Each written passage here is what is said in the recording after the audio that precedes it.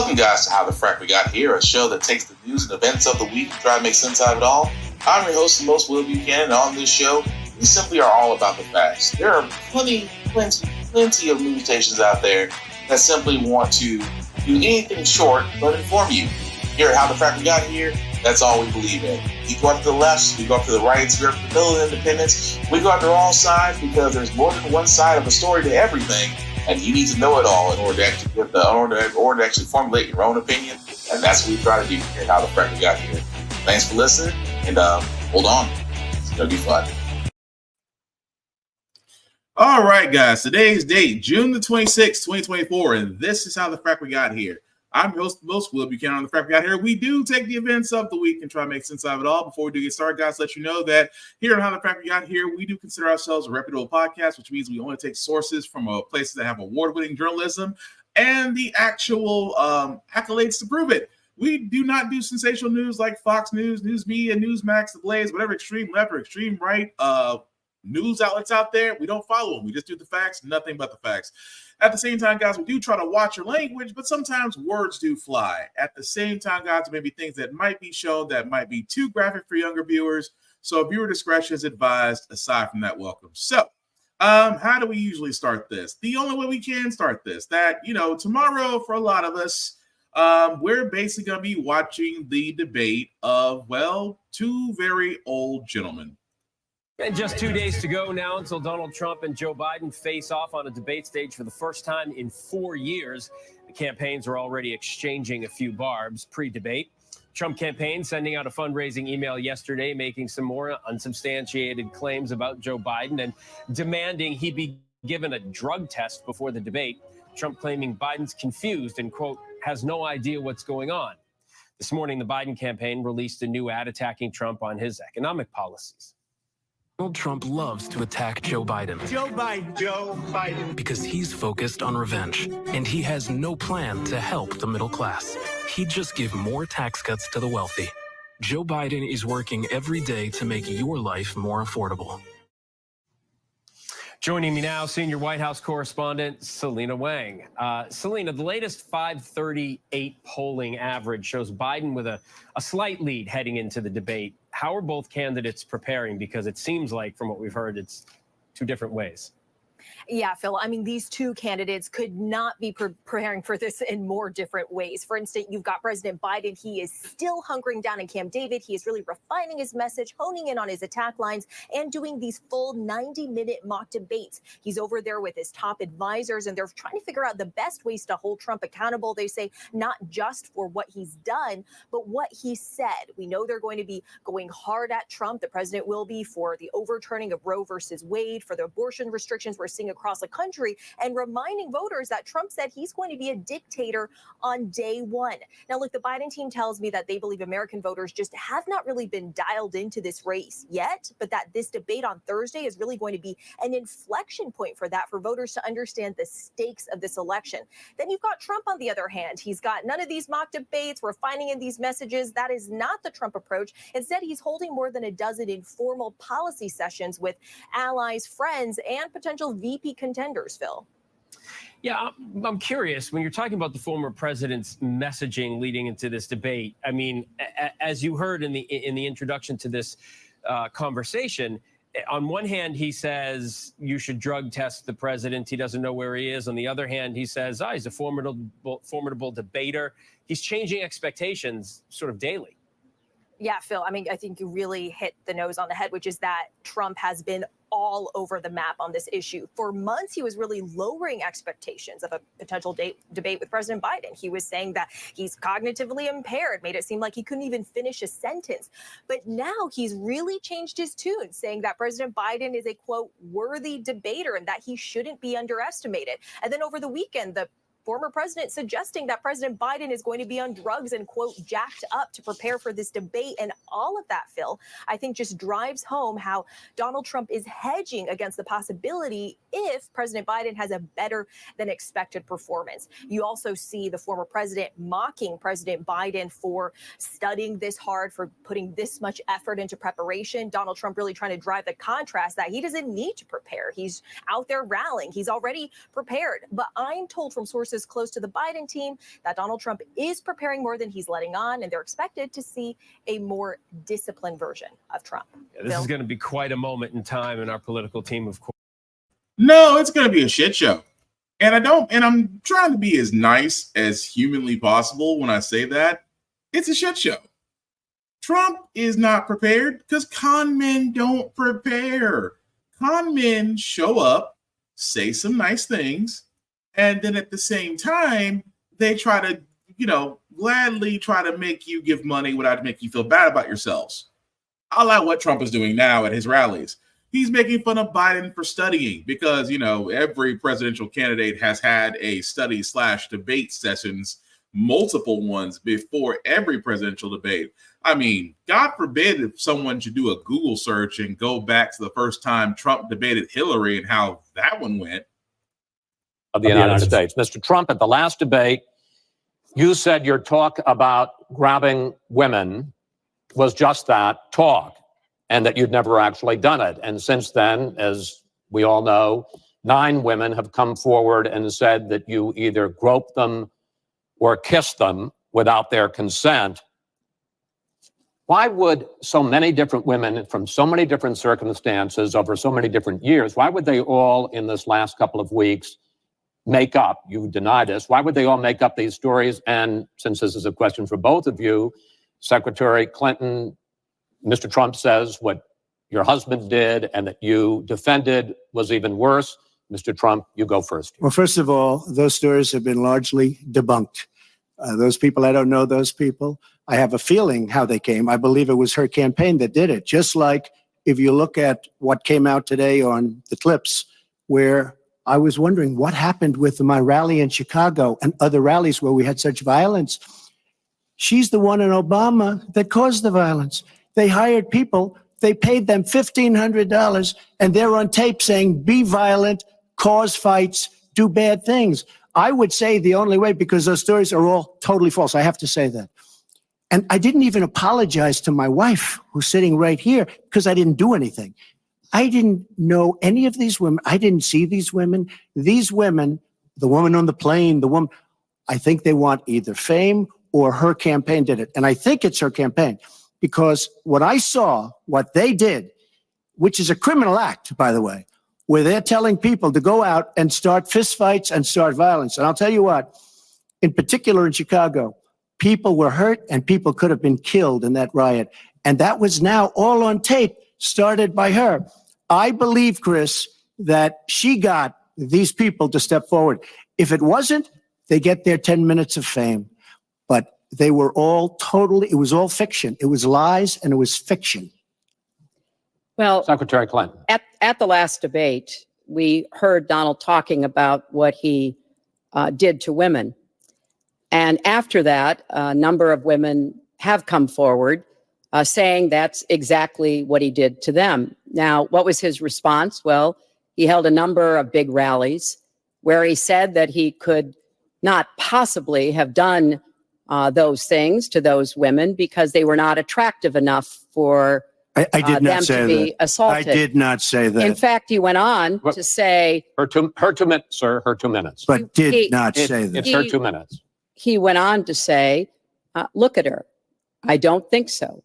About another woman, he said, that wouldn't be my first choice. He attacked the woman reporter writing the story, called her disgusting, as he has called a number of women during this campaign. You know, Donald thinks belittling women makes him bigger. He goes after their dignity, their self-worth, and I don't think there is a woman anywhere who doesn't know what that feels like. So that's just a little snippet. That was 2016. You know, when Trump was on this whole thing of, I could be president, I could do this, I could do that. Remember that guy? That guy who, again, was in the middle of multiple allegations, which now, fast forward 2016 to 2024, that he's now a convicted sexual assault predator. He's a convicted felon now. He is a convicted felon because of his mortgage fraud. He's convicted of his sexual assault case that was brought up. that has yet to be recalled, that has yet to get appeals done, by the way. That was 2016. And let's not forget the most recent presidential debate between him and Biden. And yet he does need to prepare. There has been talk about ending the filibuster or even packing the court, adding to the 9 justices there. You call this a distraction by the president, but in fact, it wasn't brought up by the president. It was brought up by some of your Democratic colleagues in the Congress. So my question to you is, you have refused in the past to talk about it. Are you willing to tell the American people tonight whether or not you will support either ending the filibuster or packing the court? Whatever position I take in that, that'll become the issue. The issue is the American people should speak. You should go out and vote. You're in voting now. Vote and let your senators know how strongly you feel. Vote now. You're going to pack the Make court? sure you, in fact, let people know He doesn't want you're a to answer the senator. question. I'm not going to answer the question Why because wouldn't you answer that because question? the question is the question Supreme Court is justice, the radical question- left. Will you Who shut is up, on, man? Listen, who is on your list, Joe? This Who's is on your so list? right. Gentlemen, I think This we've is ended so this. He's going to pack the unprecedented. court. We have I'm not going to give a list. We have ended. Hey, NBC News.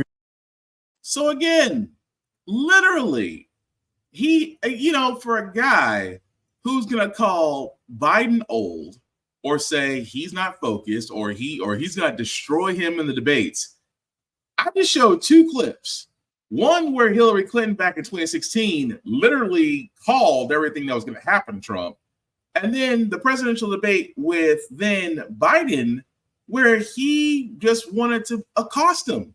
He had no answers. He had nothing. He was literally the con man that we know him to be now. He was the con man then. He's a con man now. To sit there and say that tomorrow's presidential debate will be entertaining because Trump doesn't have a plan. Will, didn't you see his economics plan? Yes, he wants to put a 10% tariff on all imports. He called himself a tariff man, not understanding what that meant. The fact that when he did put tariffs on all imports, it caused prices to increase across the board. Because I don't know if Trump realized this, a lot of America's consumerism comes from buying things from other countries. And you just raise the rates. So he has no plan on immigration. Oh, I should take that back. He does have a plan on immigration. And it's interesting that he sat there and says this. He wants to give all non-citizen college students who graduate from American universities green cards. Wait, what? Yeah. He literally said in his immigration proposal, he wants to give all non-citizen college students who graduate from American universities green cards. But says, wait, we're going to vet them. It's going to be an aggressive vetting process. It's amazing.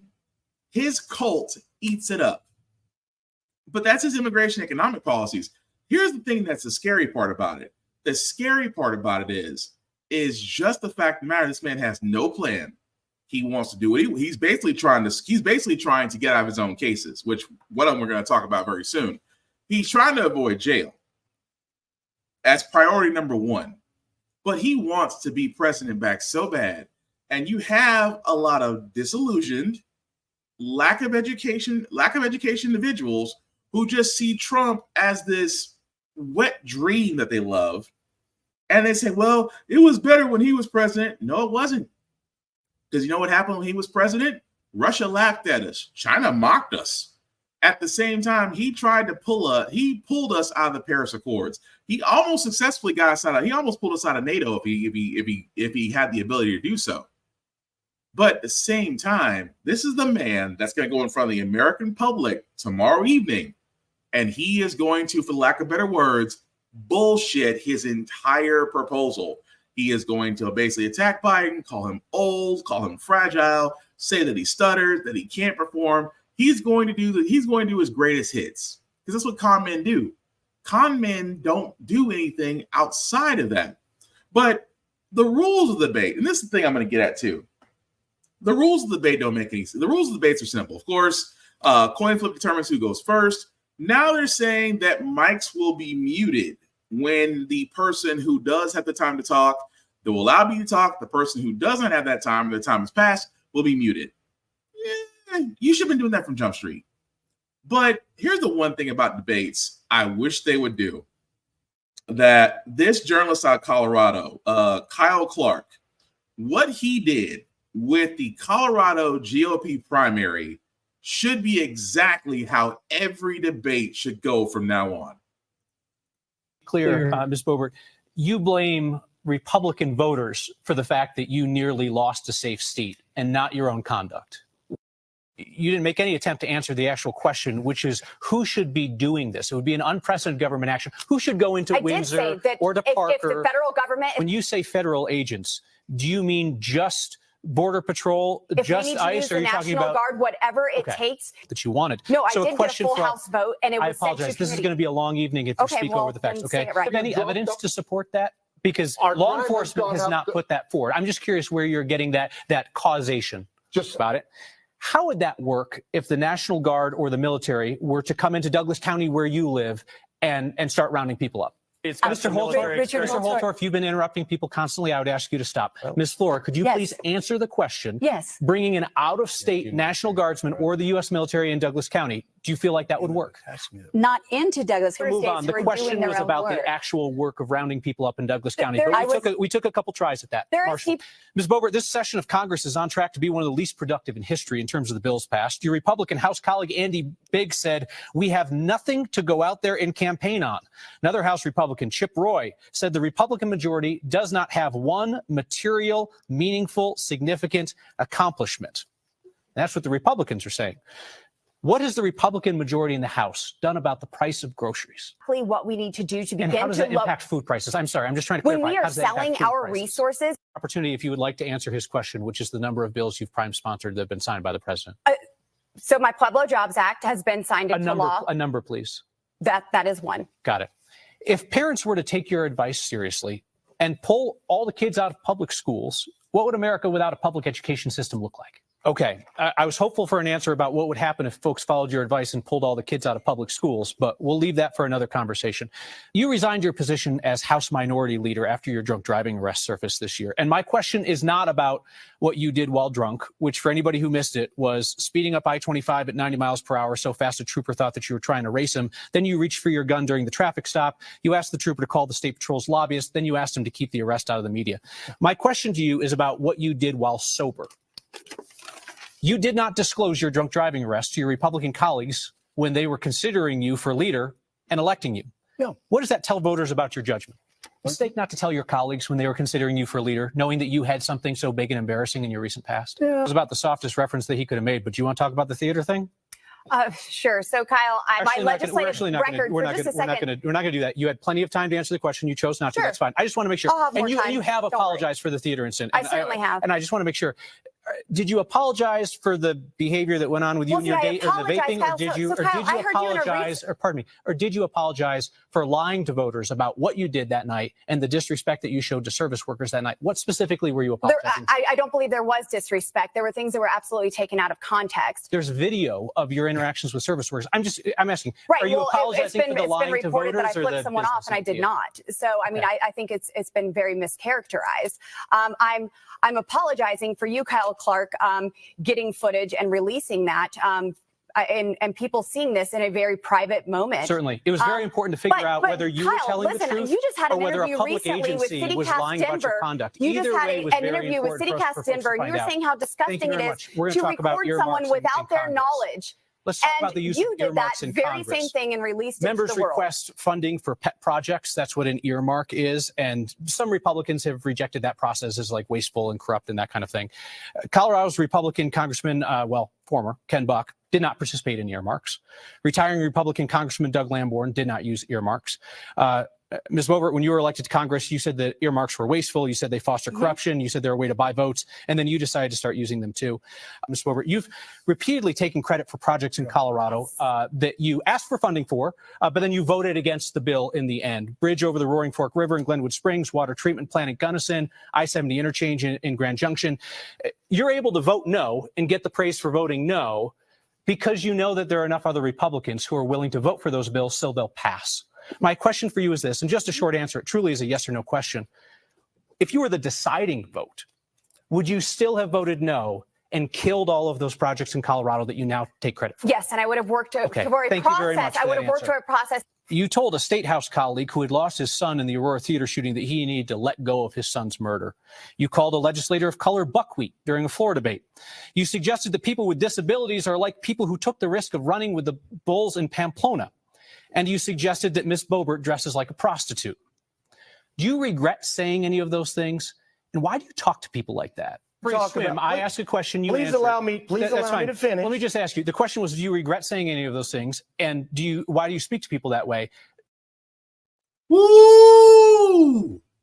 That is how you should do a debate. That's how a debate should be moderated. Shout out to Kyle Clark. Shout out to Now This, because they covered it. But that's what I'm talking about with the debate. Because again, I am even with, and I say this, guys, very much so. People are really tired of debates that don't go anywhere. They're tired of the fact of, it's going to start off civil, and then Trump's going to speak, Biden's going to speak, Trump's going to just try to cut in front of him, and this, that, of that nature. It's going to come down to one big ass shouting match. And for the lack of better words, people don't want to watch that. People at one point, citizens like you and me, wanted to watch a presidential debate so we got a clear idea of the candidate and how they handled issues. We're not going to get that with Trump. Biden, you'll get some questions answered, but Trump is going to do his usual stick. He's going to parade around. He's going to make fun of him. He's going to make it somehow about him. He's going to try to introduce his cases. He's going to try to sit there and say, it's still a witch hunt. They're trying to get me. They don't want me to be president. They don't want me back here and again because they know I'll make America great again. That's what he's going to say for 2 hours. That's what Trump is going to say. And at the same time, I so wish the moderator at that time would sit there like Kyle Clark and control the room. I truly believe that the moderator should have the ability to mute the mics. It shouldn't be up to the networks. It shouldn't be up to the production truck. It shouldn't be up to who's running the show. It needs to be up to the moderator. You want to control the debate? Control the mics. Set them on different sides so that way when they're speaking, the other mic can't catch it. Hold them to the fire on questions, just like he did. I mean, granted, he's going up the GOP, and going up the GOP after questions of truth is like shooting a fish in a barrel. And I'm going to be honest, it's fun. It's a little bit fun to watch that. But how he sat there and said, you're not going to answer the question, we're going to move on. I'm not going to, I love the fact that as a moderator, he sat there and said, I am not going to let you dance around the question. Either you answer it or you move on. Either way, the American public will see you as you are. I love that. Now, do I think the moderators for CNN tomorrow are going to do what Mr. Clark did? Probably not. Because let's be honest, they want ratings. Even though it's a presidential debate, even though people are going to tune in, like myself, we're going to see what they're going to cover in the first debate. We're going to see how the candidates handle it. But if you think for 1 second that Trump is going to sound anywhere intelligent outside of what he's already said in Time Magazine, the first 100 days he said when he was president, outside of what he would do the first 24 hours once he's sworn in, that he wants to make all of his problems go away. And then wants to pardon all those terrorists that did join in the January 6th insurrection. He wants to pardon everybody. So don't think for 1 second that it's not possible for him to become president. There's enough idiots out there that'll vote for him that if a lot of us don't vote, that's what's going to happen. But outside this presidential debate tomorrow, yeah, expect it to be a shit show. But moving on from that for a second, because yes, both President Biden and Trump are headed to the border to speak about their immigration policies. And here's the thing that I want to say so badly, because about a week ago, I want to say about a week ago, maybe 2 weeks ago, where I sat there and I showed the video of Steve Harvey and Madam Vice President Kamala Harris speaking at an event. And Steve, again, I like to call him Sambo Steve because Sambo Steve bothers me. What I mean by that is he bothers me because he sat there and said, you know, this is not where I'm going to ask Madam Vice President hard questions. I am going to give her easy questions because we have to keep her in the White House. You can't be demanding reparations if you're not playing the game. And let's be honest, Steve, we know you play the game. You tried to underhand Bernie Mac. That's a whole other story. But what bothered me is that he talks about we have to have skin in the game to get what we want. And I bring up the immigration problem because immigration is still a problem. It's not the fact that you have many immigrants that are crossing over from Texas and California, New Mexico along the southern border. It's not like America doesn't have space. We have plenty of it.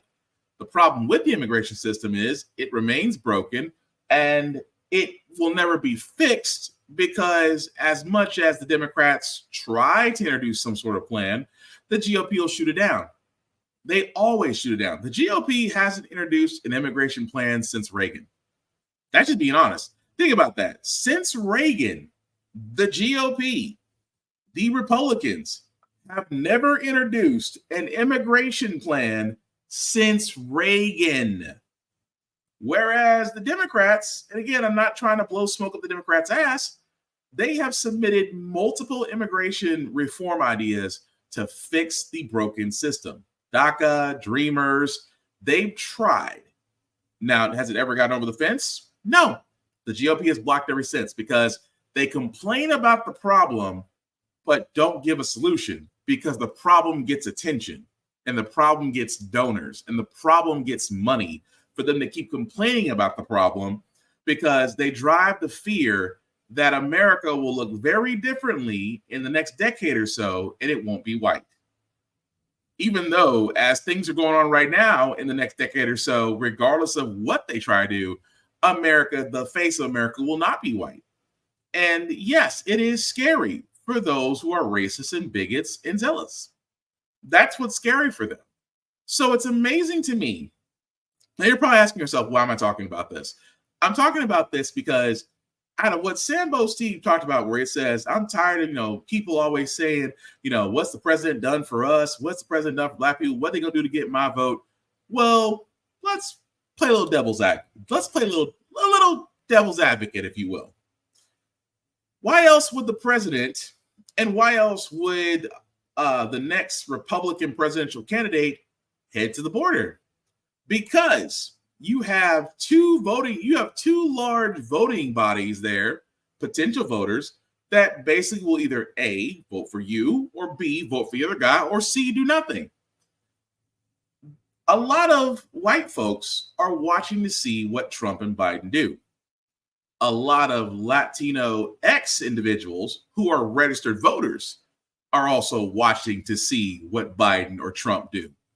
And Latino votes can add up to quite a lot.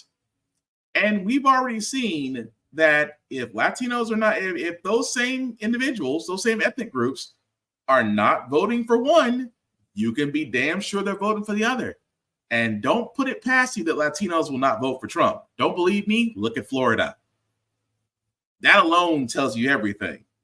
But it's amazing to me that that is a hot button issue with that community. So I bring this up because, again, in this article here, where black men who are wanting to be potential voters are all asking the same question, because now black men, along with black women, along with the black community, it's basically becoming it's becoming an important key voting block for Democrats. I say Democrats because I don't see the GOP outside of Trump going to a church in Detroit that was mostly full with white people and trying to speak to black people and try to say, oh, well, I was the only person that's done a lot more for black people ever since Lincoln. I've gotten HBCUs and colleges federal grant money. They never have to come back begging. All of it was bullshit. But the thing I'm getting at is you have potential black voters that are now asking the question that what is, or I should say, what will the president do for us? And I get what Roland Martin and them are trying to say. I get that we know we shouldn't. But again, let's play devil's advocate, because obviously immigration reform is going to lead whether or not votes sway one direction or another. Why is it so hard to believe that a president or presidential candidate can't speak to a certain aimed group of voters and say, you guys have been ignored? You guys, every system that is put in place has been designed to work against you. It was never for you. It was designed to work against you. Why is it so hard for that to be said? And even more so, what will you do? That's pretty much what Black people are asking. And it's a fair question. What will you do? Because what killed me was Kamala Harris Madam Vice President Kamala Harris tried to sit there and say that she came up with a conglomerate with other tech companies to help with housing. And Madam Vice President, I mean this with all the respect in the world, but I have to pull a Kyle Clark here. What actual accomplishments that have you done that have actually helped Black people, your constituents? I had to put it out there. What accomplishments have you done? Sure, you've made history as being the first Black female, being the first Black vice president. You made history. You helped bring in Ketanji Brown Jackson as the first Black woman to be a Supreme Court justice. You've made history. You've made history on getting things passed out of a watered down Build America plan that was actually more progressive than it was moderate, but you were still a swing vote because it needed all Democrats because no Republican would vote for it. Outside of that, what other accomplishments do you have? Because this is what your Black voters will be asking. And I think it's a fair question, because we can't sit there and say, oh, we'll do this for the greater good. Because if you want to be honest with you, if I want to be honest, Black people have been voting for the greater good since, honestly, the last Bush. Since when it came down between Clinton and the original Bush, not Bush 2.0. He came much later. But when it came down to Clinton and Bush and everybody was scared, what'd they do? Go to Clinton. Let's go to Clinton. That made more sense. He played on Arsenio. He played the saxophone on Arsenio Hall. He seems cool. He smoked weed. He inhaled. Why not? Black people have been voting for the greater good ever since the right to vote was given. But we cannot overlook the fact that as you have two presidential candidates going to the border to do more than just secure it, you're trying to secure votes.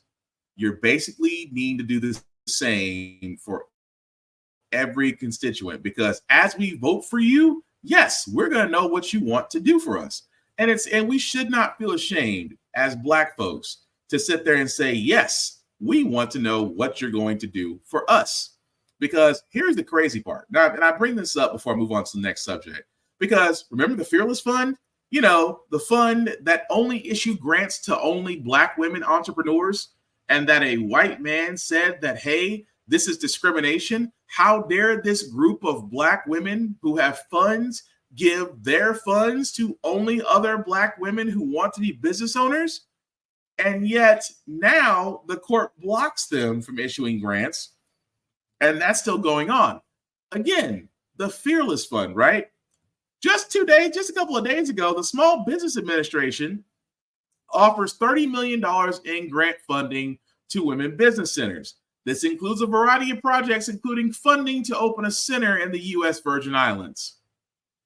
Explain to me what the big-ass difference is. That's what I want to know. Because, again, if I'm a Black voter, I can ask this question.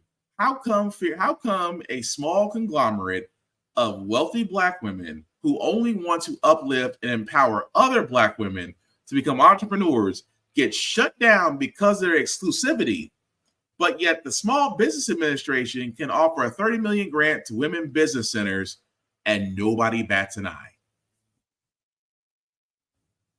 Make it make sense. Because again, if I ever get the chance to interview the president or Madam Vice President, I'm sorry, I am not going to be Steve. I am going to ask the hard questions because they have to answer them. Because like I've said on this podcast, guys, the Democrats could have sat there and instead of waiting for an election year, could have done everything that they're doing now, trying to get prescription drug costs lowered, trying to get life-saving medication lowered to under $5 or $10, to actually get college, to actually help us out on the student loan plan, which I'll get to momentarily. You waited until election year to push all these things through. Okay. But you didn't sit there and say the entire time of this term in Congress what the Democrats have done. And this is why I hate to say it. The Democrats are spineless. How else do you have that many accolades of what you've done despite GOP interference and blockage, and you're not out there saying, this is what we've done this entire congressional term? Ask your GOP what they've done outside of finally getting Hunter Biden convicted of drug and gun charges. Woohoo. I mean, you're bound to get 1 out of 5 right, because they tried Benghazi, they tried Obama, they tried Biden, but they had to get somebody, because again, this is what the GOP has done. Wasted taxpayer money getting paid for doing nothing. And it's amazing to me how not one freaking Democrat has not called it out. How have you not called it out? That's my question. Because again, I would pay a lot more attention to you, and I'm pretty sure more constituents would pay more attention if the Democrats just sat there and said, hey, this is what we've done, this is what they haven't done. Introduce facts. That's all you have to do. Introduce facts.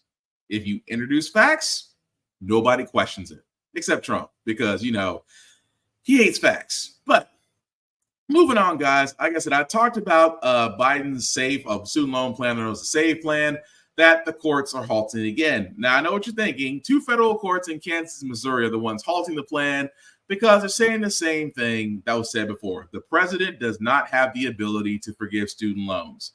And I find this amazing that the GOP is heading this up. And again, just like I talked about 10 seconds ago, the Democrats are not hitting home with this. The Democrats are not saying, we're not the one holding you up of alleviating your student loan debt. It is the GOP, because the GOP has been lobbied by those who are the purse holders for these loans, and saying that, hey, if these people don't pay, we don't collect. And if we don't collect, then we don't get our profits, and our shareholders are pretty mad at us. And it is amazing to me that the SAVE policy, which again, this is Biden's attempt number 2 at trying to alleviate student loan debt, that the simple fact of the matter, guys, is that the president, I love that it said the president doesn't have the ability to forgive student loans. Should I bring up the PPP loan, the PPP program that was pretty much garbage that went down during Trump's presidential run? The $787 billion plan that was supposed to help during the pandemic, that was a terrible thing, that almost everybody could get a PPP loan. It was so crappy that 96% of that program's loans were forgiven. 96%. And who do you think paid for those loans? Certainly not the people that took them out. The American taxpayer did. We had to eat 96% of that cost. But here's the thing again, Democrats won't say it, that it was okay to allow a business that took a loan out, a business that had means and ways of getting other financial capital other than taking a government loan. It's okay to forgive them. But you're telling me that forgiving nearly over 20 million Americans that have student loan debt, it's a little harder to forgive them? Well, I was able to pay off my debt. Where's my check? Or you shouldn't take out a loan if you didn't need it. Cut the bullshit. We all was on that college train at one point, center point. But again, we're not discussing the predatory lending that certain banks and private banks do. We're not talking about the interest that accrues. That's pretty much the scam of the whole thing, to where you never get out. I mean, if you do get out from underpaying that interest, then you're still stuck with the principal. But for a lot of people, they never do cover the interest enough. And some people, unfortunately, pass on before that debt can be alleviated. And let's be honest, if they did alleviate that debt or didn't allow to report on credit reports, you would have a lot more consumers than you would have debitors. But again, the GOP has been bought and paid for, and what they said, we don't want this to pass. So again, Biden and the Democrats could do a whole lot more if they just say what we've been saying. Stand up, stand on your accomplishments, and rightfully hold those accountable who were basically being gatekeepers. It's not that effing hard. That is all I'm saying. But moving right along, guys, I wanted to cover this because the Surgeon General decided that, well, I am going to pretty much declare gun violence a public health crisis in America. I know what you're thinking. No shit, Sherlock. Today, our nation's top doctor issued a stern warning on gun violence all across the U.S., declaring it a public health crisis for the first time ever. Surgeon General Vivek Murthy raising concerns that Americans are experiencing firearm-related deaths at dramatically higher rates, and they're now the leading cause of death. Think about this, the leading cause of death for children and teens in this country. Dr. Murthy providing several staggering statistics to make his case. Chief among them, the rate of gun violence in the U.S. is anywhere from 5 to 121 times higher when compared to any other high-income country in the world. The Surgeon General says the impact of this violence is also causing untold damage to our mental health. Joining me now to discuss United States Surgeon General Vivek Murthy. Dr. Murthy, thank you so much for taking the time to talk about this today. I know a lot of people for a long time have been wanting this to happen. Your advisory outlines how the impact of gun violence goes beyond deaths and injury. It actually leads to cascading harm and collective trauma across societies, threatening the mental and physical health of everyone, but especially young people. What concerns you the most here? Well, I'll tell you the reason I'm putting forward this advisory from our Office on Gun Violence for the first time in our history is I want people to understand that this is a public health concern of great urgency and that the impact it's having on our country is far wider than I think most people may realize. The greatest price we're paying for gun violence are unquestionably the lives we lose, nearly 50,000 a year. But we've now reached a place where gun violence has become the leading cause of death among children and teens. That was not true a decade ago or 2 decades ago. It is true today. And we're also seeing that for every one person we lose to gun violence, there are two who are injured. There are more who witness these incidents, family members who lose a loved one, communities that are traumatized by the violence in their neighborhoods, and millions of people, including our children, who read about and hear about these episodes of violence in the news, and they worry. And that's why 6 in 10 adults in America are now saying that they're worried about losing a loved one to gun violence. It's why half of kids are saying that they're worried about a shooting taking place in their school. This is what I hear all across America when I meet with kids and with parents. And if we understand the full extent of this toll, if we understand that this is now a kids issue, then my hope is that we can respond with greater urgency and address this as a public health challenge that it is. Yeah, a lot of the data you present focuses on how gun violence is increasingly impacting kids. Is that sort of a recent phenomenon with school shootings? I mean, why is that primarily the focus of a lot of the research you provide, but also, as you just said, a lot of the concern for not only kids, but for their parents? Yeah, well, certainly mass shootings have had an impact on the psyche of our country. Really, the fear of gun violence has really infiltrated the psyche of America. And when you look at kids in particular, the fact that half of them are worried about a shooting in their school just speaks to that. But it's important to realize that the vast majority of gun violence related deaths that take place are actually taking place in other settings, usually in neighborhoods and in homes. There are people every day, including our children, who are engaged in playing sometimes with weapons at home that are left unlocked and loaded. and they end up injuring themselves and sometimes, killing themselves or others accidentally. We also know that there are acts of violence that are taking place in neighborhoods as part of conflicts where a lethal weapon is available, and that can lead to homicide as well. But it may also surprise people to know that around 56% of gun violence-related deaths are suicides. And this is why when we look at the breadth of factors that are driving gun violence, you quickly realize that there's not one simple solution to it. There are multiple steps we have to take. And I lay out a series of strategies that we can take as a country to ultimately address this. And that's really important for people to know. There is a solution here. We do not have to consign ourselves to a future where gun violence is the day-to-day reality that we face, where we are worried about going to school or work or the grocery store or a concert. We can live in a safer way. And that's what I'm hoping that we can, approach with a new set of urgency, because ultimately this is a kid's issue and nothing is more important than the well-being of our children. Sir, So I'm going to stop it right there just because it goes on into that. But okay, the U.S. Surgeon General has said that gun violence is now a public health crisis. Where does it go from there? Because it's the same. How can I be so very nice about this? I feel like it's the merry-go-round that literally everybody gets on and will get off once it reaches its rotation. What I mean by that is, and I hate to put in these terms, we have a tragedy. There's a school shooting. There's national media attention. There's psychiatrists. There's gun people involved, and then you hear those three letters: the NRA, Fox News. These other people say, well, look at these. Well, gun safe zones were never the problem. Well, gun safe zones are a problem because criminals don't follow the law. Look at Chicago, strictest gun laws in the country. Their crime rate is horrendous.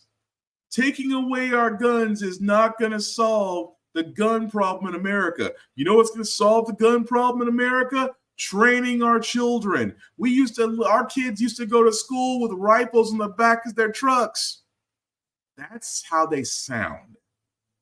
Whereas, again, a long time ago, that a bill was put through Congress that was going to allow the CDC to study mental health and, as they call it, mental health and firearms in America. That they were going to be given funding to study the effects. And the GOP, backed by a very powerful NRA at that time, shut it down. And now, fast forward decades later, we're still having the same problem. And don't get me wrong, I'm a gun owner. I'm a firearms owner. I understand. In this day and age, I understand. And I point this out because I have to point this out. You always have the right to protect your home and your family. You always have that right. But a lot of people sit there and say, well, the Second Amendment says that these rights shall not be infringed. Some people really got to start reading the Second Amendment in its entirety because, yes, it was put in place because at the time, the forefathers were a little bit worried that they did not want to become the things that they left overseas for. So they allowed the citizens to basically defend themselves. That's what the Second Amendment was for. It's not the fact that a tyrannical government may rise up again and people feel like they got to play Facebook cowboy COD commandos, which, by the way, you would be completely outclassed at this point because we don't have militias. And if you do, they're probably not the kind you want to be associated with and may not like people of color. Just saying. At the same time, the whole thing of, well, they're going to try to take away my guns. Guys, it's 2024. Nobody's taking away your guns. Nobody. It can't. The undertaking that it would take for someone to take your guns would be more than trying to start the next World War. And besides, the U.S. government has access to more better shit than the shit that you buy at Bass Pro Shops. Just saying. But let's get back to it, though. How do we fix this? We need to admit that America has a mental health issue, that we do need to study it, that we do need to look at gun laws, that we need to look at how guns are transferred, how they're sold, how they're tracked. I hate to break it to you for those gun nuts out there that hate this word, there needs to be a registry. Well, I don't want the government knowing how much ammo I have. I do. If you got a stockpile of ammo and you're not exactly stable, I want them to know about you. Because the one day that you're the person who sits there and says, I don't want the government to know how much ammo I'm stacking, is the same guy that'll be at the next school shooting. At the same time, they're not criminals. It's amazing they say criminals don't obey laws. The last couple of mass shootings that have happened were not your everyday hard felons. They were individuals with issues, but weren't denied firearms. That alone should tell you everything. So yes, is there a public health crisis? Yes, there absolutely is. At the same time, will anything be done about it? I hate to say it, as long as the GOP is going to take their stance on this, it is going to be another talking point until the next tragedy. And that's hard to really swallow. It really is, because things do need to be done, even though those things may upset a little bit of the gun population out there. But again, your rights aren't infringed, but we need to be better about it. That's all I'm saying. But moving on along, guys, I wanted to cover this story as well, because in Louisiana, it seems that they want to put the 10 Commandments back in classrooms. Yeah, some parents got some issues with that. Lawsuit over that Louisiana law that requires the 10 Commandments be displayed in all public school classrooms in the state, saying the display is unconstitutional. The plaintiffs, they include parents who are rabbis, pastors, reverends, Jewish, Christian, Unitarian, Universalist, and non-religious as well. Basically, they're saying the display of the Christian 10 Commandments pressures students to adopt, quote, the state's favored religious scripture. Take a listen to this. But it sends a dangerous and harmful message to children and the community that anyone who doesn't believe in the state's preferred scripture does not belong. Marissa Parra following this for us and joining us now. Walk us through kind of some of the main arguments that they're making here, Marissa. Hey, Yasmin, good to be on with you. This is something we've been following since last week when that was officially signed by Governor Landry. And so what we heard tonight was what we've been expecting. We had heard last week that they would be filing this lawsuit. And so now we got a little bit more of a sense of what their arguments were. We went through the complaints and of course we heard it. And you're going to hear from one of the plaintiffs in just a moment. But in part, they argue in this complaint and in that media call we heard not long ago that this violates long-standing precedent set by the Supreme Court of the United States, and that it also interferes with parents' right to direct their children's religious education and upbringing. And you're going to hear from one of those families in just a moment. But one thing that I thought was interesting, Yasmin, is that one of the lawyers that is a part of this case saying that this lawsuit was filed not just on behalf of the parents, but also the children. Take a listen. Personally, I believe in a Christian version of the 10 Commandments. But the text of the 10 Commandments mandated by House Bill 71, even though Christocentric, presents language that runs counter to important Presbyterian values, such as inclusion and equality. Now, something I also thought was interesting in terms of the timing. So the law is effective already. This was signed last week. And so in terms of when the law is required to be upheld, that is, these classrooms in Louisiana required to display the 10 Commandments, right, that is effective come 2025, Yasmin. So the hope here, now that they've filed this, they're hoping they're going to have a hearing, they're seeking an injunction, and their hope is that they can get this overturned, if you will, in some way, shape, or form to stop this effectively before that deadline of 2025, Yasmin. So two things here. If you're looking at 2025, then are we looking at January of 2025? So when kids return to the classroom in 2 months or so, this still will not be in effect. And with that all being said, are we likely headed towards the Supreme Court with this thing?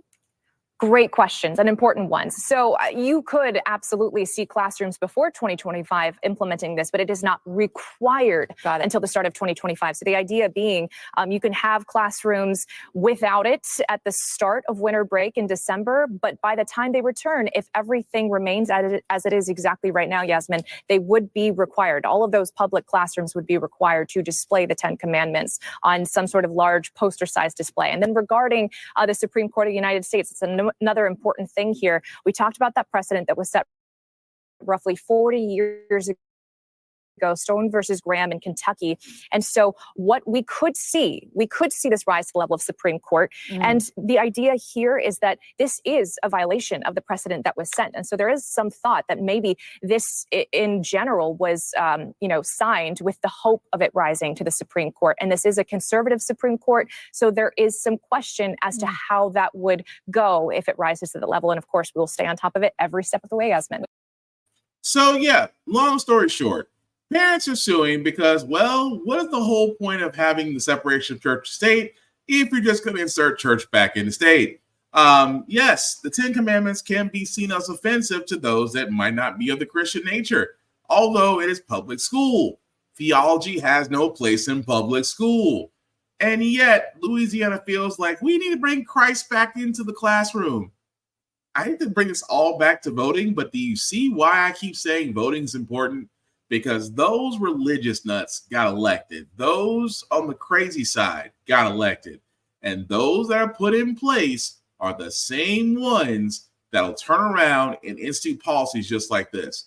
Because let's be honest, if you want to stop kids from critically thinking, if you want to stop kids from actually becoming progressive, productive adults, you attack education, specifically public education. Because you notice they're not ever going to attack private education because they would rather give public funds to private education. But that's a whole other story. Getting back to 10 Commandments, though, I'm glad the parents are suing because, again, they should. Me, I'm on the other side. Now, you're probably saying, oh, so you're for religious? No, I am not. I am the first person to sit there and say it. I don't like religious schools because, number one, theology can be taught at churches for free. Why am I allowing my child to go to a place where they should be getting a better chance of education, but yet somehow they put religion into it? To me, that's a sign of indoctrination. I don't like it. I can't stand it. I personally hate it. However, if they choose to start putting religious scriptures in public schools, here's how you call them hypocrites, because they say it's about religious freedom, right? They say it's about putting Jesus, they say it's about, not having their religion suppressed. They say that all the time, right? Here's how you can call them and say they're full of shit. There is a spokesperson for the Hindu community that actually wants to have Sanskrit scriptures displayed in the public classrooms right alongside the 10 Commandments. Again, this is the Hindu community, and they sit there and said, we love this idea. And even more so, we would cover the cost of these posters to put in the classroom right next to the 10 Commandments, if they would allow us. That it would be of no cost to the Louisiana public education system, and that they would love to do it. So think about this for a second. You've opened the door, and I think, and don't get me wrong, a lawsuit is effective, sure. But think about this. The fact that if you try to introduce religion into these schools and that other religions go, oh, so the 10 Commandments is good. What about the Church of Satan? What about the Church of Satanists? What about the Quran? What about Buddhism? What about it keeps going down the line, and you can't sit there and tell them no, because the same basis bullshit that you use to get the 10 Commandments in, you can't deny the others. But if you do deny the others, then what are you really saying? So I'm all for this because I love the fact that although it literally and figuratively invites discord, but it's the discord that needs to be set. Because they say religious freedom. It's religious systematic oppression that they want to push through because they truly believe that Christ is telling them to put him back in schools. I can't wait for the Church of Satan. I can't wait for the Church of Satanists. That's my personal favorite when they come to the forefront. But we'll cover that story as it comes along. I also wanted to play this from last week because about a couple of weeks ago, the Negro League, we did find out from Major League Baseball, the Negro League's statistics will be introduced into the Major League Baseball statistics and merging together. And, for everybody to know who Josh Gibson is, or Reggie Jackson is, or a lot of others, woo, it's going to make a lot of baseball purists mad because, you know, all their heroes are white. But anyway, Reggie Jackson said something so profound that was basically on Fox Baseball. I have to play it because, again, this is what I talk about when I say history needs to be told, and nothing's better about history being told by those who experience it. Baton has been passed for over a century here. We've been talking earlier about if it wasn't for the Willie Mays, the Jackie Robinson, the Reggie Jacksons, the three of us wouldn't have an opportunity to play. How emotional is it for you to come back to a play that you played with one of the greatest teams around? Alex, when people ask me a question like that, it's like coming back here is not easy. The racism that I played here, when I played here, the difficulty of going through different places where we traveled. Fortunately, I had a manager and I had players on the team that helped me get through it. But I wouldn't wish it on anybody. People said to me today, I spoke, and they said, "You think you're a better person? You think you won when you played here in Concord?" I said, you know, I would never want to do it again. I walked into restaurants and they would point at me and said, "Can't eat here." I would go to a hotel and they say, "Then can't stay here." We went to Charlie Finley's country club for a welcome home dinner, and they pointed me out with the N-word. "He can't come in here." Finley marched the whole team out. Finally, they let me in there. He said, "We're going to go to the diner and eat hamburgers. We'll go where we're wanted." Fortunately, I had a manager, Johnny McNamara, that if I couldn't eat in the place, nobody would eat. We'd get food to travel. If I couldn't stay in a hotel, they'd drive to the next hotel and find a place where I could stay. Had it not been for Raleigh Fingers, Johnny McNamara, Dave Duncan, Joe and Sharon Rudy, I slept on their couch 3-4 nights a week for about a month and a half. Finally, they were threatened that they would burn our apartment complex down unless I got out. I wouldn't wish it on anyone. The year I came here, Bull Connor was the sheriff the year before, and they took minor league baseball out of here because in 1963, the Klan murdered 4 black girls, children, in 11, 12, 14 years old at a church here and never got indicted. They were from the Klan. Life magazine did a story on them like they were being honored. I wouldn't wish it on anyone. At the same time, had it not been for my white friends, had it not been for a white manager and Rudy, Fingers, and Duncan, and Lee Myers, I would have never made it. I was too physically violent. I was ready to physically fight I'd have got killed here because I'd have beat someone's ass, and you'd have saw me in an oak tree somewhere. Reggie, I can't even imagine. It's awful you had to go through that, but appreciate you sharing the rawness and the honesty of it with our audience. I mean, really, we love you, Reg. Yeah. Thank you. Quick history lesson right there. That's a great history lesson. You. Reggie Jackson telling us all about it, preaching. Wow, that's unbelievable. The great. Yeah, you say preaching. 2 of y'all were uncomfortable. Poppy was looking off in the distance. I think Jeter was the only. I'm gonna say Jeter.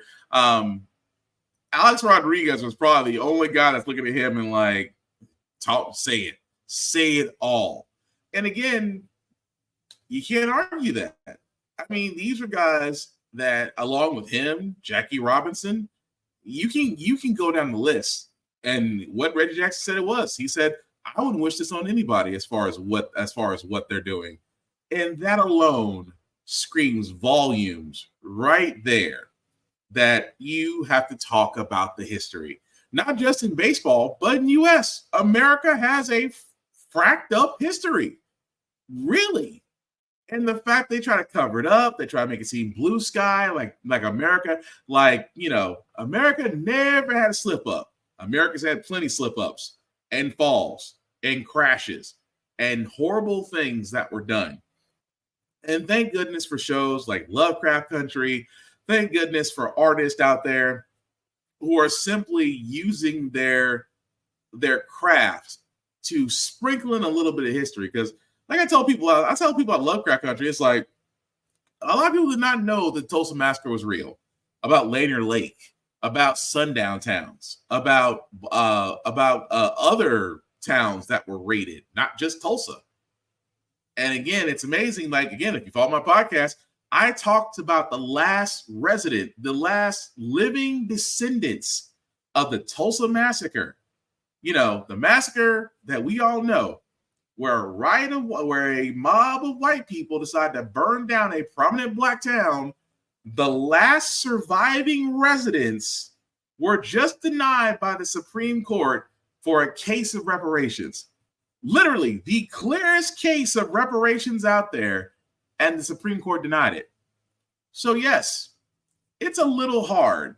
And again, and not to make this back to the election, it's going to make it a little difficult for Biden and company when you do speak to black voters, because right now you're trying to make sure the Latino vote's covered. But at the same time, you do need the black vote. At the same time, we want to hear more than just hearsay. At the same time, we do want to see you guys being held accountable while holding the other side accountable, because that's what's going to bring people back. If that, along with how debates are done, are going to bring people back to the table. But address the fact that so many problems are going on: education, immigration, inflation, wages are still down, cost of everything is going up. You have to acknowledge that and be honest about what you're going to do. But at the same time, say your accolades, but definitely call out the obstacles. It's that freaking simple. But the last story I got, guys, before we get to our feel-good segment, is a oopsie, because the Supreme Court may have actually ruled on something, but they didn't want nobody to know about it yet. Rocking the U.S. Supreme Court. A closely watched decision on abortion set to come down any day now, mistakenly and briefly posted to the court's website this morning, indicating the High Court is likely on the verge of allowing emergency abortions in Idaho. The document obtained by Bloomberg Law before it was quickly removed from the website. The court's spokeswoman explaining the court's publications unit inadvertently and briefly uploaded a document to the court's website, adding that the court's official opinion will be issued in due course. NBC News has not verified whether the document is the final version of the opinion or a draft, but the media's rare advanced access in this case, harkening back to an unprecedented leak in another abortion case just 2 years ago in Dobbs, when Politico published the draft decision overturning Roe v. Wade. The current battle over Idaho's law, which criminalizes nearly all abortions except to save a mother's life.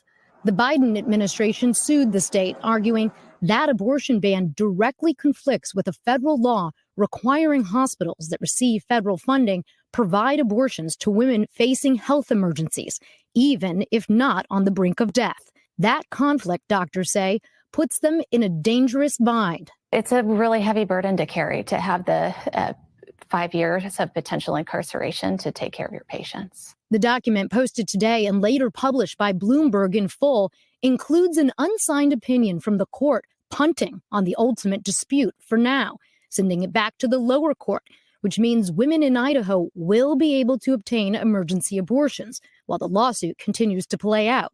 But it also highlights deep divisions on the High Court, the justices trading barbs in the document. Justice Jackson saying today's decision is not a victory for pregnant patients in Idaho. While this court dawdles and the country waits, pregnant people experiencing emergency medical conditions remain in a precarious position. While Justice Alito calls the court's decision baffling, saying the court has simply lost the will to decide the easy but emotional and highly politicized question that the case presents. A remarkable development, Laura. Any sense of when the court might release the official opinion in the Idaho case? Lester, we could see it as soon as tomorrow. The fact that the court is saying it already made its way to the publication unit means that it's nearing completion. So we could see it tomorrow at 10 a.m. or Friday. So let's think about this for a second. This is coming from the same Supreme Court. This came from the same Supreme Court that shot down Roe versus Wade, which basically, because of that and the fact that many red states introduced trigger and abortion laws that went into effect as soon as the law was struck down, prevented a lot of women from getting the care that they need. Because again, God forbid a woman have control over her own body without judgment. So it's interesting now that they're deciding this case about emergency abortions in Idaho that, yes, the ruling did appear on the website, was taken down. So unless they decide to do a 180 and say, we change our minds, I don't see it changing anytime soon. But it does go back to what we said, because usually on how the Frack We Got Here, we are pro-choice, which means that a woman can do whatever the frack she wants to do with her body, and it is her business and her business alone. If she decides she doesn't want to be a mother, then she has that right. If she decides to carry, she has that right. The thing about it is those options should be available to her without question. Because a lot of people sit there and say, well, these unborn babies, and yet you ignore the children that are in the foster care system. You ignore these religious adoption companies who turn away same-sex couples because it doesn't fit their description. You turn away the fact that school lunches are now a problem because a lot of these school systems are basically turning off free lunch for these kids, but you're not complaining about them either. But you want to basically, carry a torch for a baby that is basically right now DNA goo. Miss me with the bullshit. So with that being said, yeah, I mean, it is cool if they decide to go with it. But again, abortion should be legal and it should be allowed for women because, again, it is amazing to me that we are in a country in this day and age of 2024 that a woman has to be careful about her body because a group of old white men decided that she would rather serve as a broodmare more than as a productive citizen of society. Because trust me, there are a lot of horror stories out there of 10 to 11 to 12 to 13-year-old girls who are raped that have to carry the baby to term because some people don't want to do the right thing and actually take charge of the situation and basically not traumatize the girl. Just saying. Or women that just don't want to be mothers. I still say it, and the cold hard truth about this is a woman choosing not to be a mother and doing what she needs to do to get that taken care of is the most responsible thing.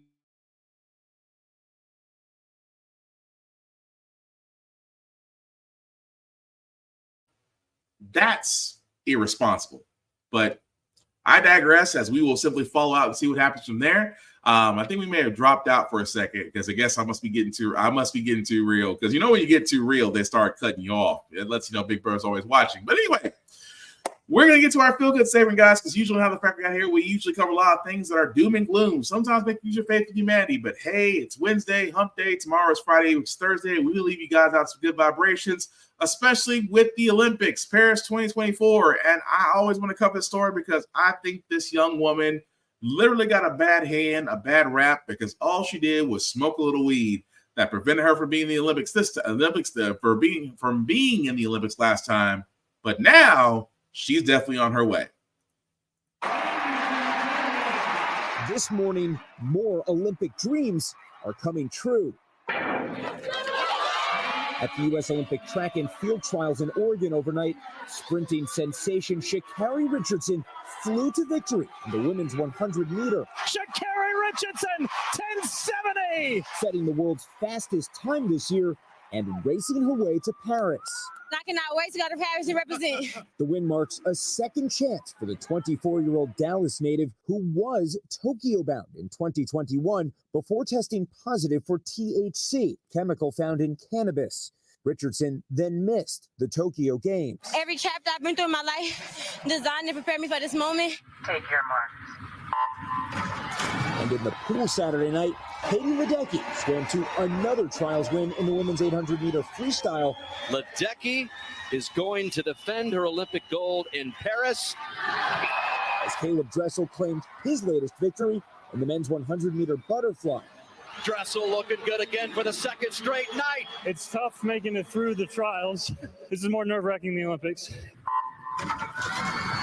Meanwhile, in the women's 200-meter individual medley, Alex Walsh's second place finish was good enough to punch her ticket to Paris. The Tokyo silver medalist now joins her sister, Gretchen Walsh, on Team USA. I didn't know if I was going to make Paris after she made it. I'm just happy that we could go together and live this dream that we've been dreaming for so long. Still to come tonight on the track, the men's 100-meter semifinal and final rounds, with 3 one-time world champions all in the running.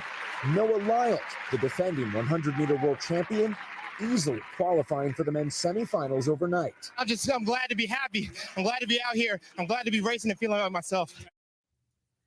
And back to the water for a moment. USA Swimming says so far 44 pool and open water athletes have been made. So let me stop it right there because he's just talking about what's actually happening. Long story short, a beautiful story. I am rooting for Sha'Carri Richardson, number one, because again, I can go into the whole thing of the fact that it's just marijuana. Marijuana is not performance enhancing in any way, shape, or form. But I digress. We're going to be happy for her because she will be at the Paris Olympics. And in the words of Issa Rae, I'm rooting for everybody that's USA in black. Simple as that. But that's going to do it for this podcast, guys. I do thank you all for liking, for watching, for letting people know this is live. I certainly appreciate that. I appreciate any time it is shared. I've been told or said, you have a great show. Look, I'm happy to do it. And again, it's the mission to inform and encourage. That's the whole idea of this podcast. So definitely thank you all for watching. Again, if you want to catch me, guys, on the interwebs, Black_Spartan615 is where you can find me pretty much everywhere. You can like and follow me, even chat, even talk to me. Just don't make it weird. That's all I ask. I am a pretty good conversationalist. I like to talk to people, like to meet people, but just don't make it weird. Don't make it weird. Don't make it to the point where I have to block you. Just be cool. That's all I'm asking.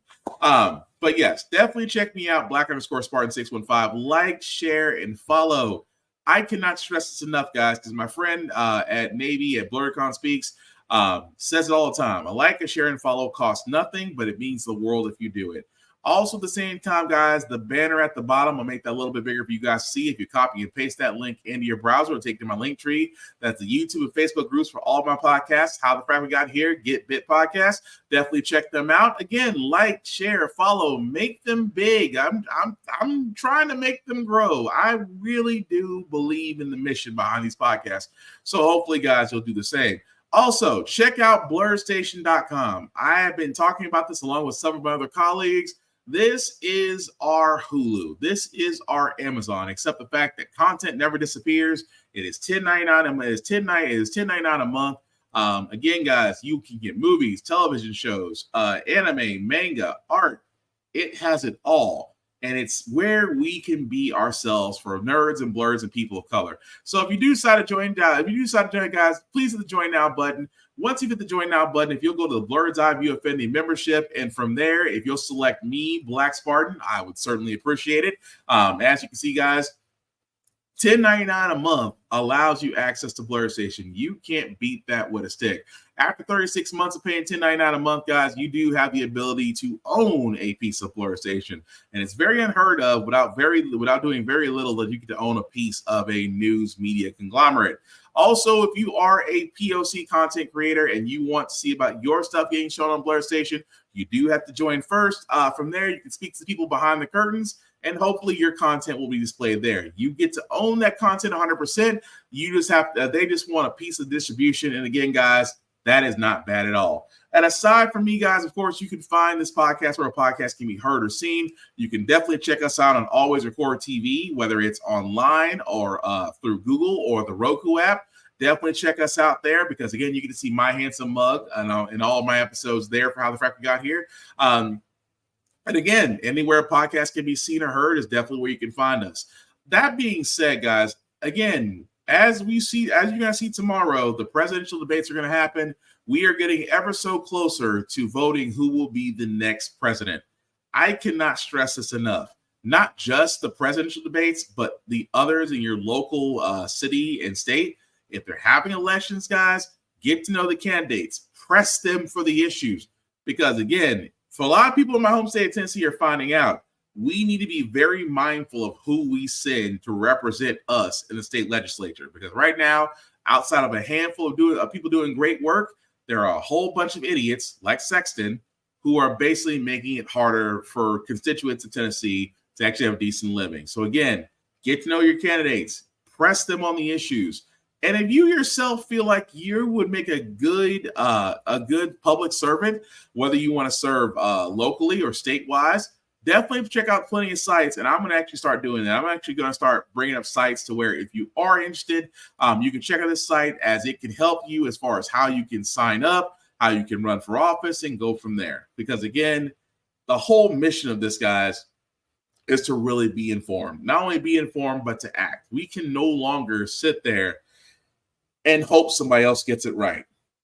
It needs interaction. Otherwise, history will repeat itself. That being said, guys, the last thing I'll say about how the Frack We Got Here, it's all about staying informed. We're not trying to reinvent the wheel.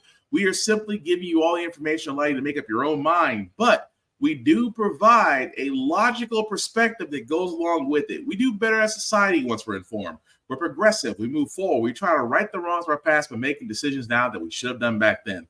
Like electing our first Black woman Supreme Court, electing our first Black woman to the Federal Board of Governors, electing our first Black woman as a National Cybersecurity Director. All great things. When we don't learn from history, we are doomed to repeat it. That's when we keep asking ourselves, why does everything go about our paycheck? Why are we electing different politicians but still the same old game in Congress? And most importantly, how the frack we got here. Thank you all for watching, guys. Please take care of yourselves and each other, especially in this heat, and we'll all get through this. Hydrate and stay safe, guys. Peace.